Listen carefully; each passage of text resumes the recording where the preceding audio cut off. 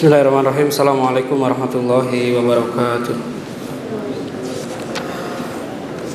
Alhamdulillahirabbil alamin wal aqibatu lil muttaqin wala udwana illa 'alal zalimin.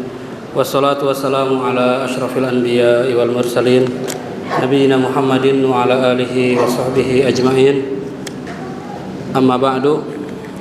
Faya ikhwatal iman rahimani wa rahimakumullahu jami'an. Siang ini kita lanjutkan kajian kitab Riyadhus Shalihin, dan kita sudah masuk di bab yang ke-39 ya. Bab haqqil jar wal wasiyati bihi. Dan sekarang masuk hadis yang ke-6.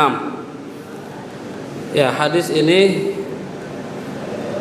diriwayatkan oleh Imam Bukhari dan Imam Muslim dari sahabat Abu Hurairah radhiyallahu taala anhu. Berkata Imam An-Nawawi rahimahullahu taala, wa anhu anna Rasulullah sallallahu alaihi wasallam qala man kana yu'minu billahi wal yaumil akhir fala yu'zi jarah wa man kana yu'minu billahi wal yaumil akhir falyukrim dhaifah wa man kana yu'minu billahi wal yaumil akhir falyakul khairan aw liyaskut. Muttafaqun alaih. Ikhwatal iman rahimani wa rahimakumullah. Hadis yang ke-6 ini hadis yang mungkin sudah sering kita dengar ya. Dalam hadis ini, hadis yang diriwayatkan oleh Imam Bukhari dan Imam Muslim, bahwasanya Nabi SAW bersabda, barang siapa yang beriman kepada Allah dan hari akhir, maka hendaknya dia tidak mengganggu tetangganya. Dan barang siapa yang beriman kepada Allah dan hari akhir, maka hendaknya dia menghormati tamunya ya. Wa man kana yu'minu billahi wal yaumil akhir, dan barang siapa yang beriman kepada Allah dan hari akhir, maka hendaknya dia mengatakan yang baik atau diam. Jadi Nabi SAW 3 kali mengulang-ulang. Ya, Nabi tidak mengatakan man kana yu'minu billahi wal yaumil akhir la yu'zi jarahu wal yukrim dhaifahu wal yakul khairan aw liyaskut. Tidak. Tapi Nabi mengulang-ulang. Man kana yu'minu billahi wal yaumil akhir fala yu'zi jarahu. Wa man kana yu'minu billahi wal yaumil akhir falyukrim dhaifahu. Wa man kana yu'minu billahi wal yaumil akhir falyakul khairan aw liyaskut. Ini ada tikror, ada pengulangan, sehingga pengulangan ini tentunya menambahkan makna. Jadi tidak mungkin ada pengulangan kalau tidak ada makna atau tidak ada maksud yang diinginkan oleh Nabi. Nah, ini maksudnya adalah penekanan bahwa ketika seseorang itu beriman kepada Allah dan kepada hari akhir, nah ini sering ya, yang disebutkan itu hanya 2. Padahal iman itu rukunnya ada berapa? Ada 6. Cabangnya ada berapa? Cabang iman. Al-imanu bid'un wa sab'una syu'batan. Bid'un wa sittuna syu'batan. Jadi ada 60 atau 73 sampai 79. Jadi kata bid'un itu antara 3 sampai 9. Jadi cabangnya itu ada 73 sampai 79. Kata Nabi, paling tingginya adalah qaulu la ilaha illallah, a'laha kalimatul la ilaha illallah, wa adnaha imatatul adza anit thariq. Dan paling rendahnya adalah menyingkirkan gangguan duri ya di jalan. Wal haya'u syu'batun minal iman. Dan rasa malu itu juga bagian dari iman. Nah, tapi banyak dalam Al-Qur'an juga seringkali digandengkan yu'minu billahi wal yaumil akhir. Jadi ini menunjukkan bahwa sebenarnya ketika seseorang itu beriman kepada Allah dan kepada hari akhir saja ya, walaupun tentunya tidak sah karena rukun iman ada 6. Iman kepada Allah, malaikat, kitab, rasul, hari akhir dan qadar. Tapi kalau seandainya orang itu beriman kepada Allah dan kepada hari akhir, maka dia tidak akan mengganggu tetangganya. Kenapa? Karena dia tahu dengan sifat-sifat Allah. Kemudian dia juga tahu dengan apa yang akan didapatkan nanti pada hari akhir. Itu. Jadi dia akan menjamak dua apa? Dua adab. Adab kepada Allah dan adab kepada makhluk. Gitu. Ya. Ya, sering kita dengar bahwa iman itu adalah al-imanu qaulun wa amal. Iman itu perkataan dan perbuatan. Qaulul qalbi wa qaulul lisan. Perkataan hati dan perkataan lisan. Bagaimana perkataan hati? Para ulama mengatakan qaulul qalbi, ya, perkataan hati itu yang berkaitan dengan tauhid khobari, tauhid asma wa sifat, tauhid rububiyah yang mengabarkan tentang sifat-sifat Allah, nama-nama Allah, kemudian rububiyah Allah. Jadi qaulul qalbi, perkataan hati itu adalah dengan mengiyahkan, dengan membenarkan apa yang datang dari Allah dan apa yang datang dari Rasul, dan diyakini kebenarannya. Itu qaulul qalbi. Kalau qaulul lisan apa? Kalau qaulul lisan adalah mengucapkan la ilaha illallah atau syahadat, asyhadu an la ilaha illallah wa asyhadu anna muhammadan abduhu wa rasuluh. Itu qaulul lisan. Sekarang amalul qalbi, perbuatan hati. Perbuatan hati itu apa? Perbuatan hati itu yang berkaitan dengan tauhid uluhiyah, tauhid tolabi.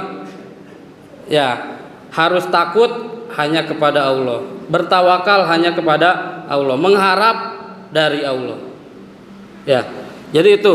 Jadi ada beda antara qaulul qalbi dan amalul qalbi. Kemudian kalau amalul lisan apa? Perbuatan lisan yang tidak bisa dilakukan kecuali dengan lisan, seperti berzikir, kemudian membaca Al-Quran misalnya, karena itu tidak bisa kecuali dengan lisan. Kemudian ada amalul jawari.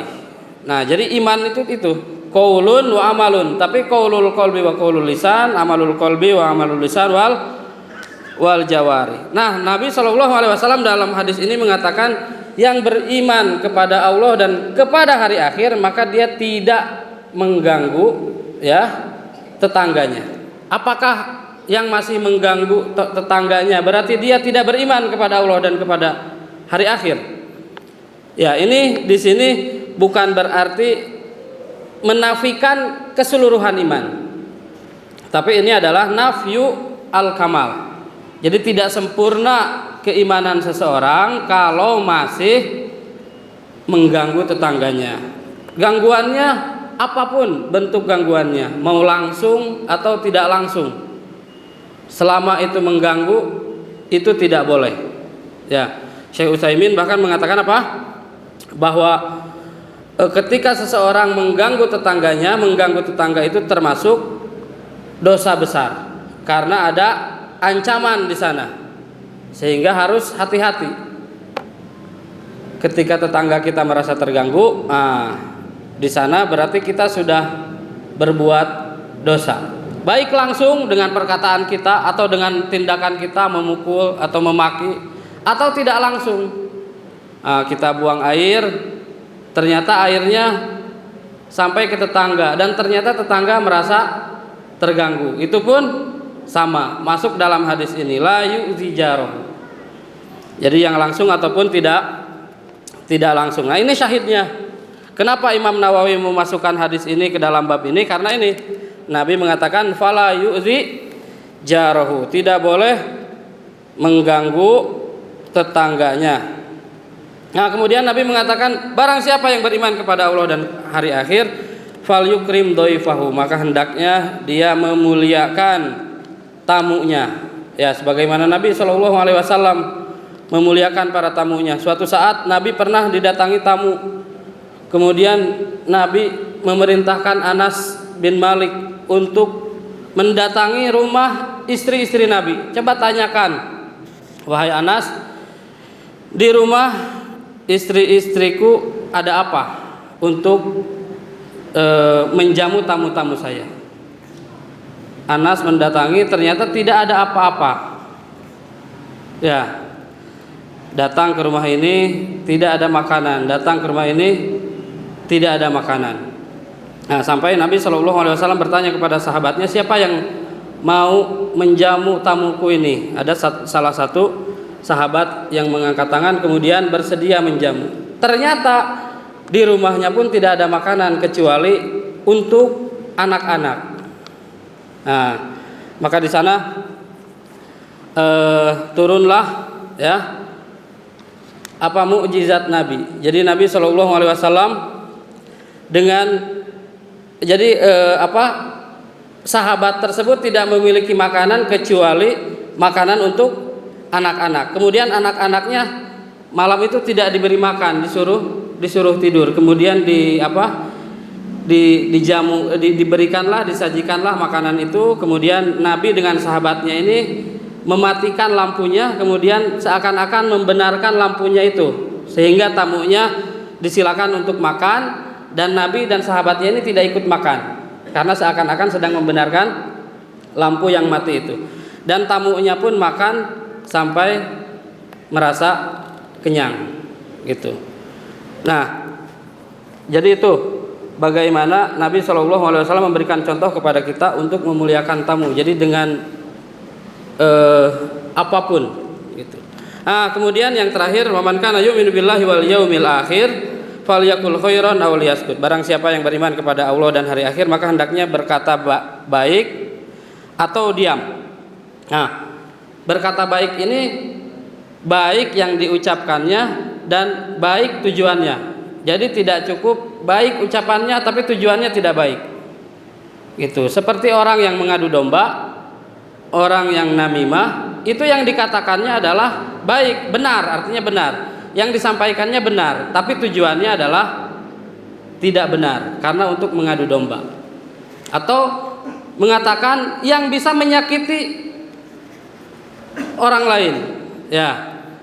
Apa yang disampaikannya benar, tapi yang disampaikannya itu menyakiti orang tersebut, itu pun tidak boleh. Gitu. Nah, jadi hendaknya berkata baik atau diam. Ya, Nabi SAW mengatakan man somata naja, orang yang diam maka dia akan selamat. Ya, tapi ingat, jangan sampai diam kita menjadikan ujub. Ya, ulama mengatakan apa? Barang siapa yang berbicara, man tahaddasa fa'ajaba nafsahu bihadisihi falyasmut. Kalau orang berbicara tapi dengan bicara itu dia menjadikan ujub, berbangga diri, maka hendaknya dia diam. Wa man somata fa'ajaba nafsahu falyatakallam. Tapi kalau ada orang diam, kemudian orang diam itu merasa ujub dengan diamnya, merasa lebih baik, merasa bahwa dirinya lebih baik, maka hendaknya dia berbicara. Gitu. Jadi jangan sampai dengan diam juga kita masuk pada dosa yang lain, yaitu ujub, merasa dirinya yang paling bisa diam, orang lain tidak bisa diam. Nah, ini sudah berbahaya lagi, gitu. Maka hendaklah dia berbicara. Nah, ini mungkin yang bisa disampaikan pada siang hari ini. Mudah-mudahan bisa bermanfaat bagi saya pribadi khususnya dan bagi jamaah sekalian. Apa yang benar datang dari Allah Subhanahu wa taala, dan apa yang salah dari saya pribadi dan dari syaitan. Kita akhiri majelis kita dengan doa kafaratul majelis. Subhanakallahumma bihamdika asyhadu an la ilaha illa anta astaghfiruka wa atubu ilaik. Assalamualaikum warahmatullahi wabarakatuh.